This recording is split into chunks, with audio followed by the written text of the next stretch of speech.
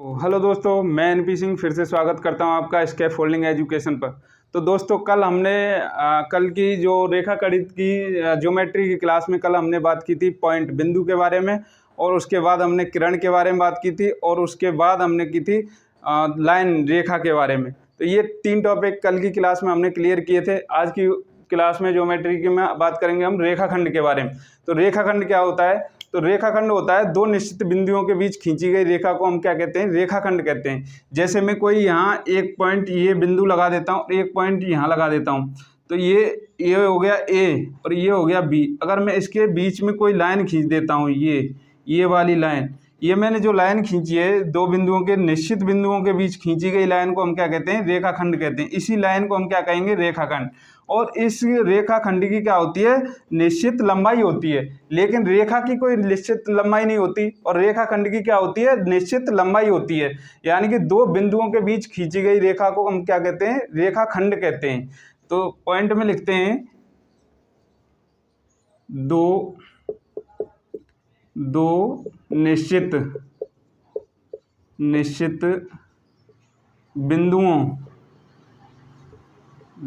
बिंदुओं के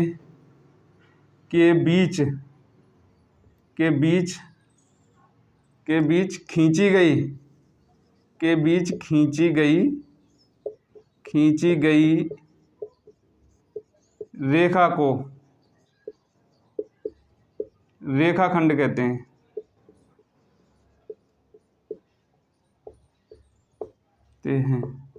जैसे मैंने कोई बिंदु ए यहाँ रख दिया, एक बिंदु मैंने यहाँ बना दिया, ये हो गया ए और ये हो गया बी। अगर मैं इसके बीच में कोई लाइन खींच देता हूँ तो यही क्या हो जाएगा? हमारा रेखाखंड हो जाएगा। तो इसकी क्या होती है? निश्चित लंबाई होती है। दूसरे पॉइंट में हम ये भी लिख सकते हैं कि रेखाखंड की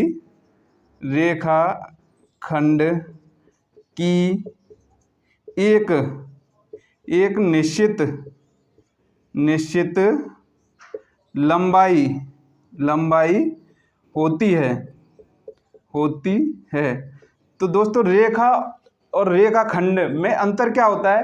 रेखा की कोई निश्चित लंबाई नहीं होती है, क्योंकि रेखा अनंत से स्टार्ट होती है और अनंत तक ही जाती है। लेकिन रेखाखंड की क्या होती है? निश्चित लंबाई होती है।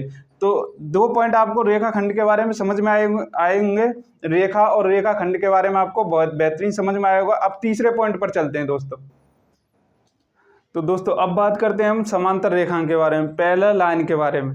तो पैरेलल लाइन क्या होती है? पैरेलल लाइन वो रेखाएं होती हैं जो किसी भी बिंदु पर ना काटे, वो होती है पैरेलल लाइन। जैसे मैं कोई 2 पैरेलल लाइन खींच देता हूँ, जैसे मैंने एक लाइन ये खींच दी और एक ये खींच दी, तो ये मुझे किसी भी बिंदु पर काटती हुई नजर नहीं आ रही हैं। तो यही क्या हो गई? Parallel line. ये देखिए, ये मैंने खींच दी ए और ये खींच दी मैंने बी। अब ये आप आपस में एक दूसरे को किसी भी बिंदु पर नहीं काट रही हैं, तो यही क्या हो गई? हमारी पैरेलल लाइन। पैरेलल लाइन यही होती हैं कि वो किसी भी बिंदु पर एक दूसरे को नहीं काटती हैं। तो पॉइंट बना के लिख लेंगे, यानी कि समांतर रेखाएं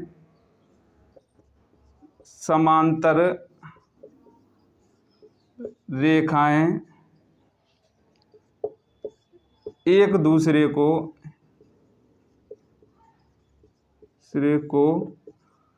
किसी भी बिंदु पर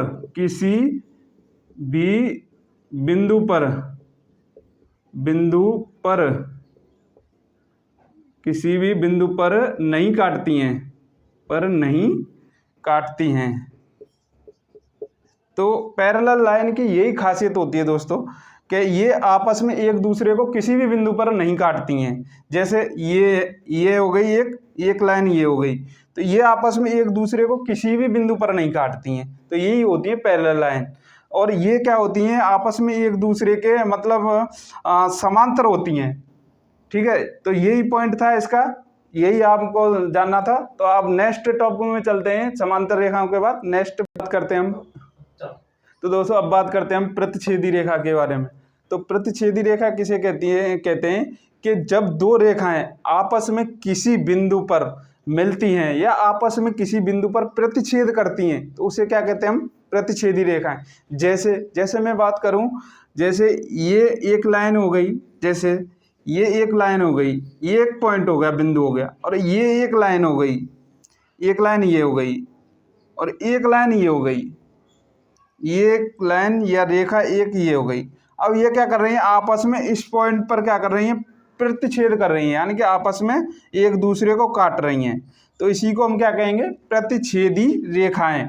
यानी कि जब दो लाइन एक दूसरे को आपस में किसी बिंदु पर या तो प्रतिच्छेद करें या आपस में काटें, तो उसी को हम क्या कहते हैं, प्रतिच्छेदी रेखाएं कहते हैं। तो पॉइंट बना के लिखेंगे हम इसमें कि यदि जब दो रेखाएं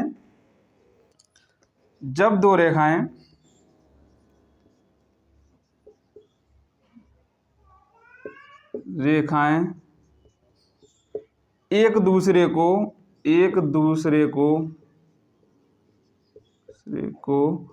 किसी बिंदु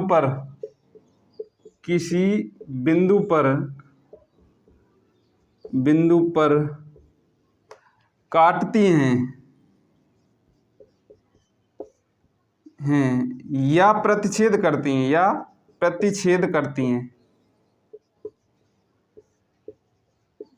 हैं, तो उन्हें क्या कहते हैं, तो उन्हें प्रतिच्छेदी रेखा कहते हैं। तो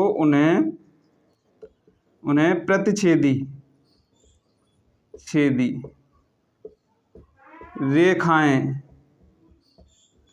रेखाएं कहते हैं।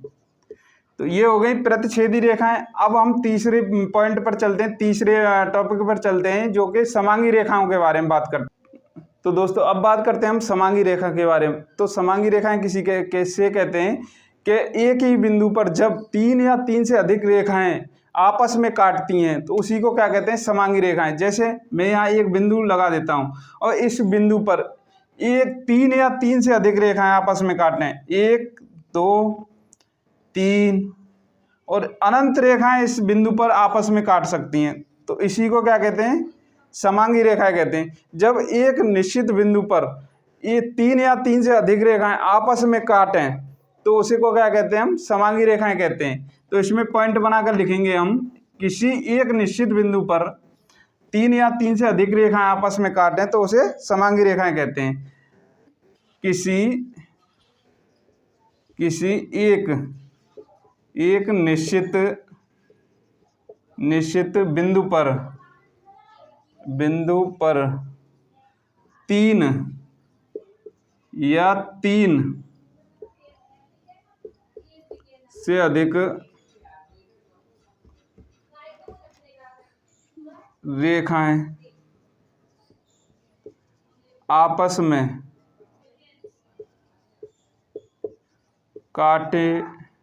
में काटें तो उन्हें समांगी रेखाएं कहते हैं। तो दोस्तों मैंने आपके लिए आज 4 पॉइंट बताए। मैं उम्मीद करता हूँ आपको समझ में आएंगे। दोस्तों अगर आपको यह हमारे द्वारा पढ़ाया हुआ अगर समझ में आया हो तो चैनल को सब्सक्राइब करें और बेल आइकन को दबा लें, जिससे कि हमारा नेक्स्ट वीडियो आए आपको नोटिफिकेशन प्राप्त हो जाए। थैंक यू दोस्तों।